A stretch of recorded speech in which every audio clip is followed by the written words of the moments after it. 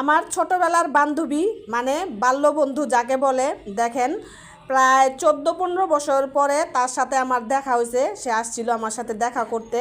তো বাড়ির থেকে আসার সময়, সে নরসিংদী থাকে, তার বিয়ে হয়েছে নরসিংদী। আসার সময় আমার জন্য কী নিয়ে আসছে দেখেন, এতগুলা পিঠা, এই নকশি কাতার পিঠা বানায় নিয়ে আসছে। সে সব রেডি করেই নিয়ে আসতো, কিন্তু এত দূর থেকে আসবে না, অনেক গরম পড়ছে, এর কারণে শুধু ভাইজাই নিয়ে আসছে। তা আমি এইখানে এই যে গুড়ের শিরা করে রাখছি, এই পিঠাগুলি এখন ভিজাবো।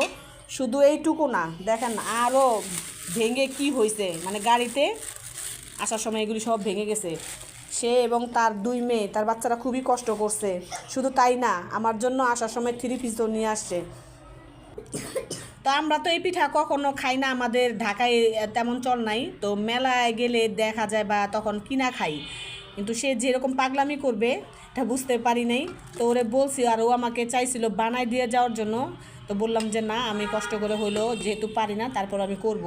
তা বান্ধবী, তুমি যদি ভিডিওটা দেখো অবশ্যই আমাকে বলবা যে এটা হইতেছে কিনা। আমি কিন্তু কোনো দিনও এই পিঠাটা বানাই নাই।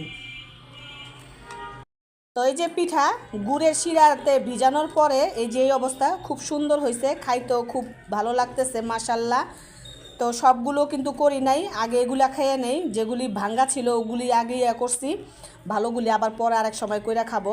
তো ধন্যবাদ বান্ধবী তোমাকে।